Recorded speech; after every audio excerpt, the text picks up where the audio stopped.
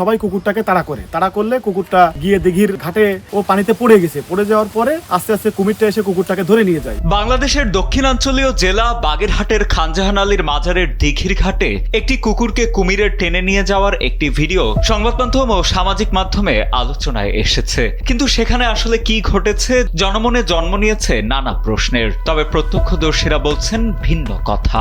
এটাকে অনেক কন্টেন্ট ক্রিয়েটররা ভিন্ন ভাবে উপস্থাপন করেছে। কেউ বলতেছে যে এটাকে হাত পা বেঁধে কুমিরের সামনে ফেলে দেওয়া হয়েছে, কেউ বলতেছে এটাকে মাজার পরে বাড়ি মেরে মাজা ভেঙে কুমিরের সামনে ফেলে দেওয়া হয়েছে, কেউ বলতেছে ওটাকে লাথি মেরে ফেলে দেওয়া হয়েছে।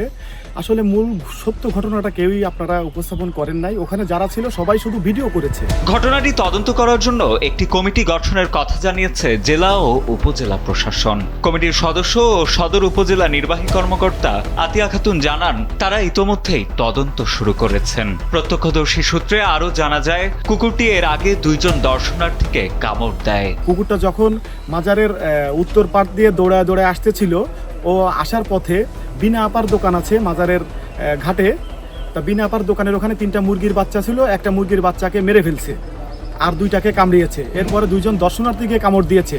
ফোরকান ভাই যখন দর্শনার্থীকে ছাড়াইতে গেছে, একজন দর্শনার্থীকে কামড় দিচ্ছে মহিলাকে, তখন ফোরকান ভাই পায়ে আঁচড় দিলে ফোরকান ভাই পা দিয়ে একটা ঝাটকা দিছে। এদিকে ছড়িয়ে পড়া ভিডিওতে যে কুকুরটি দেখা যাচ্ছে সেটিকে পুকুরের ঘাটে পা বেঁধে রাখা হয়েছিল কিনা বা তার পা ভেঙে রাখা হয়েছিল কিনা এমন অভিযোগ উঠলেও স্থানীয় পুলিশ বলছে কুকুরটি জোর করে কুমিরের মুখে ঠেলে দেওয়া হয়েছে।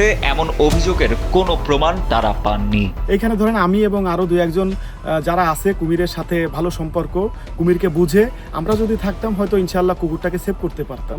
ডেস্ক রিপোর্ট, সময়ের আলো।